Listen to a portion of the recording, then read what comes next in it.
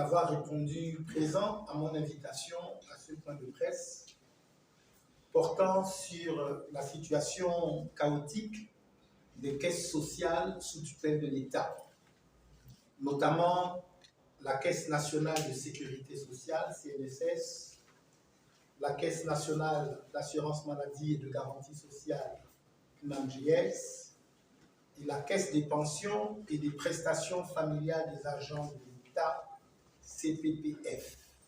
La dernière a été émaillée par des remous sociaux qui ont débouché sur une mobilisation des retraités sur l'avenue jouxtant la Caisse nationale de sécurité sociale.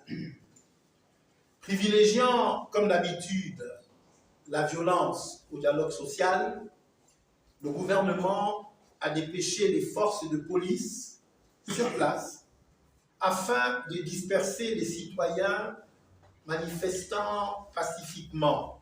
En faisant cela, il montre une fois de plus ses limites et son incapacité à gérer les préoccupations légitimes des populations. Le Gabon Nouveau et moi condamnons fermement ces méthodes et ne pouvons rester insensibles devant la gravité d'une telle situation. De ce fait, nous ne pouvions ne pas réagir pour défendre les droits du peuple gabonais face à la destruction progressive de notre modèle social. Nous nous tenons donc fermement du côté des retraités. La situation de crise à la CNSS est analogue à celle qui couvre en ce moment, signe annonciateur d'une cessation de paiement à moyen terme. On voit bien dans les hôpitaux publics, privés et les pharmacies comment les assurés CNAMJS sont refoulés et les grèves que tout cela entraîne ici et là parce que cette dernière ne paie pas correctement. La faillite est aux portes des trois caisses. Les causes sont connues. Des effectifs pléthoriques.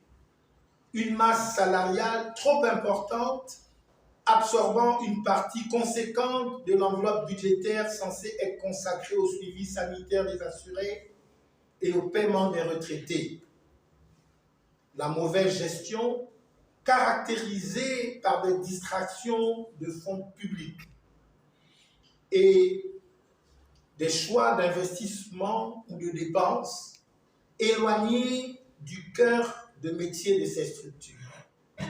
S'agissant particulièrement de la CNSS, au-delà du déficit trimestriel de paiement des pensions estimé à 28 milliards de francs CFA, le budget de restructuration de la CNSS serait, de l'avis des spécialistes, évalué à près de 500 milliards de francs CFA.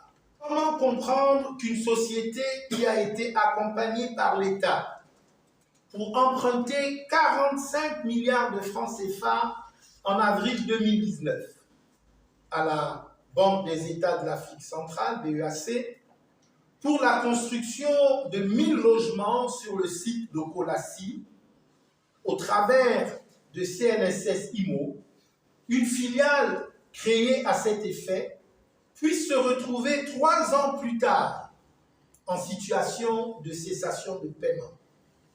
Où est donc passé tout cet argent?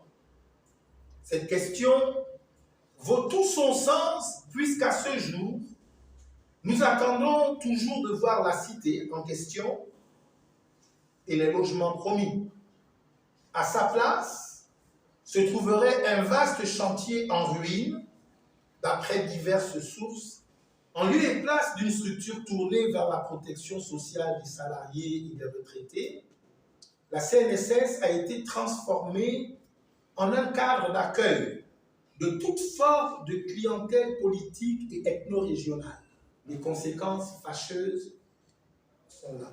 En matière financière et comptable, découvert sur presque tous les comptes bancaires de la CNSS. 55 milliards de crédits spot cumulés sur plusieurs années. Dettes fournisseurs de 10 milliards dont près de 6 milliards de fausses factures et surfacturation sur les partenaires sociaux. 5 000 retraités en attente depuis plus de 5 ans du paiement de leur retraite pour un montant de 19 milliards de francs CFA. Masse salariale explosive qui représente 41% des frais de gestion de la CNSS. Déficit de la branche des pensions connu depuis 2005. Manipulation des états financiers pour masquer des déficits structurels estimés à plus de 28 milliards de francs CFA.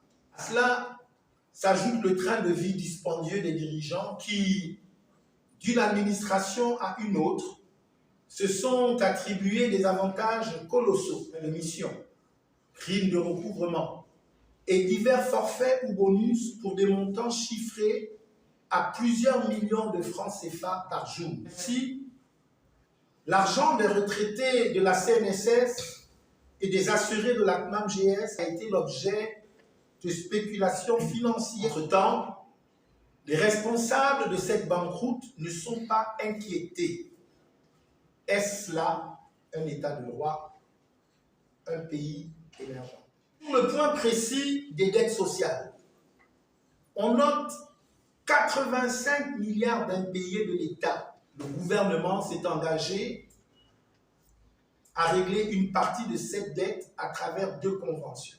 Une de 21 milliards pour la dette liée à la main-d'œuvre non permanente et une autre de 39 milliards pour le compte des sociétés d'État. Une parole qui peine à se réaliser avec des finances publiques elles-mêmes en grande difficulté. Entre-temps, avec les crises économiques antérieures et la survenance de la Covid-19, beaucoup de sociétés qui alimentaient la CNSS ont dû fermer leurs portes. Du coup, beaucoup de salariés qui cotisaient ont perdu leur emploi. La conséquence est directe. Les recouvrements sont passés de 40 à 19 milliards par trimestre.